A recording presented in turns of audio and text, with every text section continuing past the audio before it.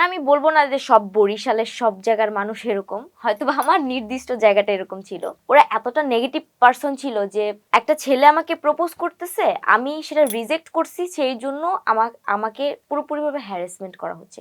শুধুমাত্র সে হ্যারাসমেন্ট করতেছে এই না, পুরো এলাকাটা মিলে আমাকে হ্যারাসমেন্ট করতেছে। আমি বোরকা পরে স্কুলে যাই, তখন আমি ঢাকা থেকে আসছি, তো আমার ব্যাকগ্রাউন্ড চলাফেরাটা একটু ঢাকার মতো।